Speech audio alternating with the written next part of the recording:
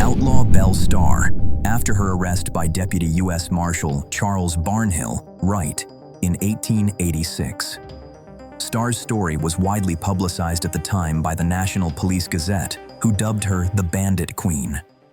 Prostitution in the Old West was as commonplace as it was in many other places at the time, but the relative freedom of the Western frontier enabled many prostitutes to rise to become the owners of their own brothels. After the Civil War, the American West was in large part settled by freed slaves who sought to both distance themselves from their past, but also to seek a better future in a place where the established and rigid prejudices of the East held less power over their lives. Pearl Hart. After committing one of the last stagecoach robberies in the Old West, in 1899, Pearl Hart gained fame nationwide when she was written up in Cosmopolitan. She was jailed in Arizona's Yuma Territorial Prison and released early for reasons unknown when the governor pardoned her in 1902. Bill Doolin. With a reward on his head, Oklahoma Territory outlaw Bill Doolin was an attractive target. When Doolin was shot dead in August 1896, he had around 20 buckshot wounds, courtesy of Heck Thomas.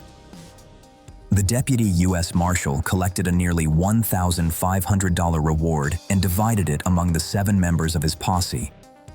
Rose of Cimarron. Rose Dunn became known as Rose of Cimarron at the age of 15 after she reportedly came to the aid of her outlaw boyfriend during a gunfight between lawmen and outlaws in Ingalls, Oklahoma Territory in 1895. Some debate whether this photo was taken to promote the 1915 movie The Passing of the Oklahoma Outlaws, but this photo definitely dates to the 1890s. Death Valley. In the 1870s, 20 mule team wagons began hauling borax across the Great Basin Desert to the nearest railroad. Chief John Smith, also called Cobb Nagui Wens, which, when translated to English, means wrinkle meat, was a native from the Chippewa tribe in Cass Lake, Minnesota. Reportedly between 132 and 138 years old when he died, he was probably in fact just under 100 when he died of pneumonia in 1922. Cowboys bathing. Cattle drives typically lasted 3 months, so cowboys often bathed at the end of the trail before heading into a cow town to celebrate. In the late 1800s, poker was the favorite gambling game of the American West. Outlaws and lawmen alike gathered in saloons to play, testing their luck and skill. Beyond gambling, poker offered rare entertainment and social interaction in an era with few pastimes. It allowed players to take risks and showcase their cunning. While modern entertainment has diversified, poker remains a popular pastime for those drawn to chance, strategy, and the thrill of the game. Central City, Colorado, is a small town with a long history. Founded in 1859, it was once a Wild West frontier town full of saloons and gambling halls. At a time when the American West was still largely unexplored, the show gave people a glimpse into the lives of its rugged inhabitants. In addition to its entertainment value, the Wild West show also helped to foster a sense of national pride. The Klondike Dance Hall and Saloon, built for the Alaska-Yukon Pacific Exposition in Seattle, Washington in 1909, had to be temporarily closed down for being too realistic. The Rufus Buck Gang. The only men to hang in Fort Smith, Arkansas for rape, these 5 members of the Rufus Buck Gang were executed on July 1, 1896. As far as we know, this was the largest mass execution for rape in U.S. history. Murdered on the streets of Tombstone was the sign mourners carried during the funeral procession for Tom McClory, Frank McClory, and Billy Clanton, above from left, who were killed during the gunfight behind the OK Corral in 1881. Their bodies were displayed in the window of a local hardware store. Texas Rangers. Unofficially formed by Stephen Austin in 1823 and officially organized in 1835, the Texas Rangers has a storied history of tracking down fugitives and protecting the border. This circa 1885 to 1888 cabinet card is an excellent photo of Company F of the Frontier Battalion. The Oklahoma Land Rush began at noon on April 22, 1889. With about 50,000 people taking part in the opening up of 2 million acres of unassigned lands in Oklahoma. Arranged in lots of up to 160 acres apiece, settlers could stake their claim to a lot at no cost to themselves, but they were required to live on the land they claimed and improve it. An abducted child, Jimmy McKinn, among his Apache captors. When the 11-year-old McKinn was rescued, he bitterly fought against his being returned to his family, wanting instead to remain with the Apaches. Slaughter's cowboys. A Texas Ranger during the Civil War before becoming a cattle businessman, Texas John Slaughter opened his final ranch near Douglas, Arizona. Robert G. McCubbin, the world's foremost Old West photo collector, says this circa 1885 cabinet card of his cowboys is the best group photo of real working frontier cowboys. In June 1876, Lakota and Cheyenne warriors, led by Sitting Bull and Crazy Horse, defeated the U.S. 7th Cavalry at the Battle of Little Bighorn, famously known as Custer's Last Stand. Though the Native Americans were eventually forced to surrender, this victory highlighted their courage and skill, dealt a major blow to the U.S. Army's reputation, and remains one of the most iconic battles in American history. Although we don't know the identities of these men in this circa 1880 photo, several historians believe the standing man is John Kinney, who, by 1875, was the leader of one of the most feared bands of rustlers in southern New Mexico. Mugshot of James Collins, a 23-year-old tailor who was arrested for burglary in Omaha, Nebraska in 1897. Billy the Kid stands tall with his rifle in this rare portrait. The young outlaw's fearless spirit still echoes through Wild West legend. After his gunfight at the OK Corral in Tombstone, Arizona, Wyatt Earp, seen here in his final years, would go on to try his hand at several different business ventures, including running a brothel, but it was his short time as his older brother Virgil's deputy sheriff in Tombstone that would be Wyatt Earp's claim to fame for the rest of his life. Chinese workers were initially hired for manual labor on the railroad, but were found to be highly capable of more skilled work and were soon working as track layers, masons, and even foremen of other railroad laborers.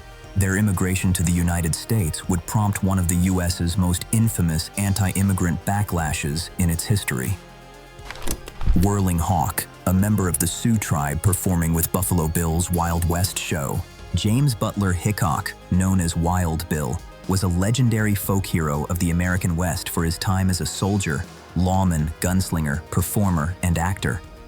Though his legend was largely fabricated, most of it by himself, Hickok is known to have killed several men in gunfights during his lifetime. Quanah Parker, Comanche chief. The son of white captive Cynthia Ann Parker, Quanah led his warriors in a fight against buffalo hunters who were intruding into Comanche territory. After the Battle of Adobe Walls, he continued his leadership. When he died in 1911, the chief left behind a proud people. Few places are as tied to the mythologizing of the American West as Dodge City, Kansas. Seen here in an 1878 photo, Dodge City was one of the major terminals for cattle drives from further west, which meant a lot of young, amped-up cowboys with guns crossed paths in and around Dodge City, and it took equally tough lawmen to keep the peace. When Buffalo Bill died in 1917, he was laid to rest in Golden, Colorado, with mourners coming from far and wide to pay their respects to the greatest showman in the Wild West. An 1886 picture of William Buffalo Bill Cody with several of his Pawnee and Sioux performers taken in Staten Island, New York. Buffalo Bill's Wild West troupe toured the world, captivating audiences with a heavily romanticized story about the American West. Siringo and Sayers Pinkerton Cowboy Detectives. In his book, A Cowboy Detective, Charles Siringo wrote about his adventures with W.O. Sales but Robert G. McCubbin, who owns the album and print taken while the two Pinkerton detectives were on the trail of the Wild Bunch in 1899 to 1900, noticed that Siringo, Wright, had identified his partner, Far Right, as W.B. Sayers. Siringo changed the names of many people in his 1912 book to hide their identities. Cowhide Cowboy. Depending on their work environment, cowboys wore all types of chaps, shotgun, Texas wing, batwing. Most were made of cowhide, but in the colder north, many were made of sheepskin or goat hide with the fur intact. This Caldwell, Kansas, cowboy must have modeled his cowhide chaps off those woolies. The popularity of early photography's daguerreotype declined when the less expensive ambrotype, an image on a glass plate, became available in the 1850s. We don't know the identity of the man in this ambrotype, but his is one of the most interesting portraits from the American West. Tiburcio Vázquez. One of the most notorious Hispanic outlaws in Old West history, Tiburcio Vázquez, shown in this circa 1865 photo, had a 20-year career of stage holdups, robberies, and rustling. He was hanged in 1875. Studio cowboy. Proud of the job they performed herding cattle, cowboys often posed for studio photographs, decked out in their favorite getup, just like this cowboy who proudly displays his Colt single-action army in this circa 1880s photo. Wild Bill Hickok, arguably the first and greatest gunfighter of the Old West. Wild Bill Hickok wears his own clothing in this 1865 to 1866 photo, not a stage costume like he wore in most of his photos. Bat Masterson and Wyatt Earp. At the height of the cattle driving days in 1876, two of the Old West's most famous lawmen posed together in Dodge City, Kansas. Olive Oatman, probably the most famous photograph of a former Indian captive, taken after her ransom was paid in 1856. This photo of Mormon Olive Oatman reveals the blue cactus ink tattoo her Mojave captors gave to her to ensure a good afterlife. Kit Carson, the ultimate frontiersman.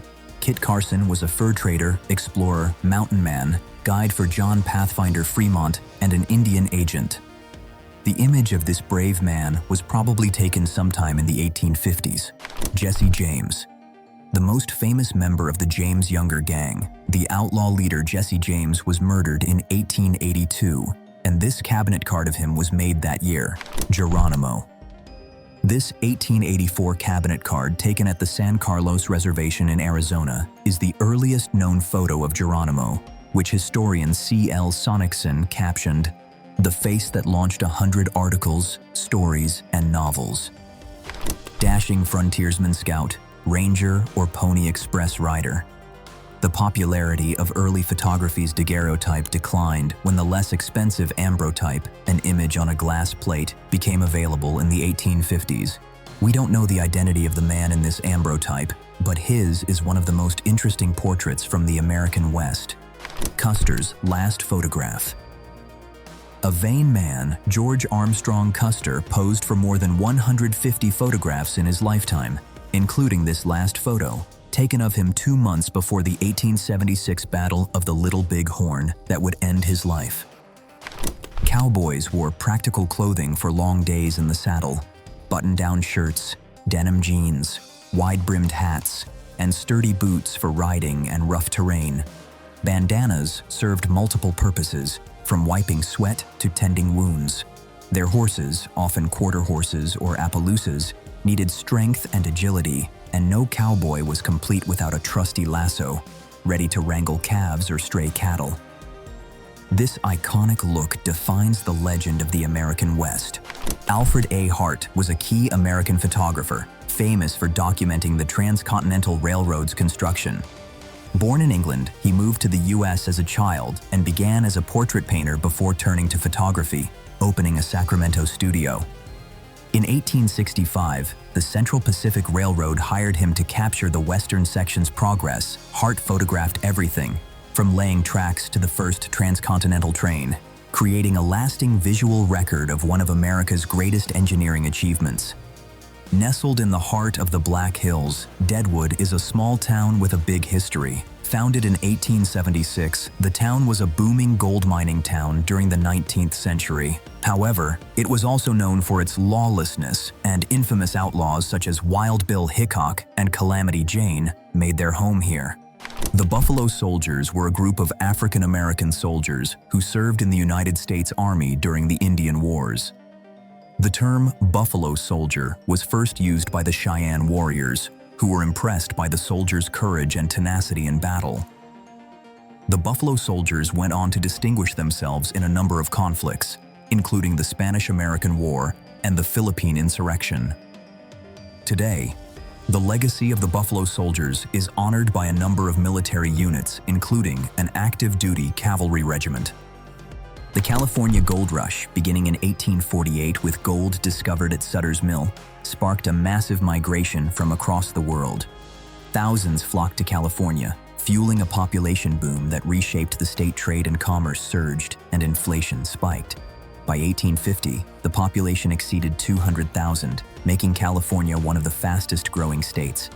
Though gold production declined by 1855, the gold rush left a lasting impact on California and the development of the American West.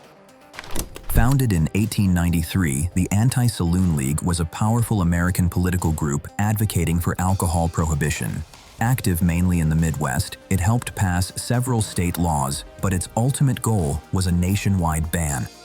Through relentless campaigning, the League pushed for the 18th Amendment, and despite initial resistance, it was ratified in 1919. As a result, prohibition became law, effectively outlawing alcoholic beverages across the United States.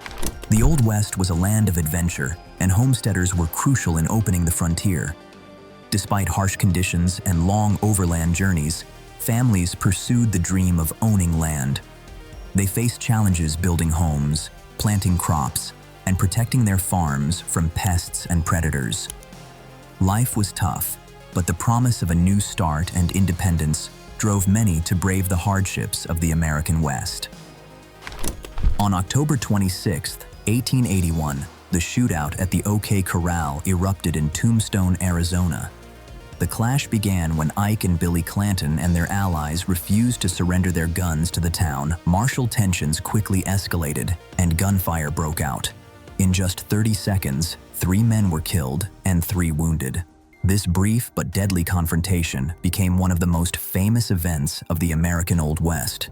Big Nose Kate, born in Ireland in 1846, became a legendary figure of the American West. A dance hall girl and later a prostitute, she is best known for her turbulent relationship with Doc Holliday in Tombstone, Arizona.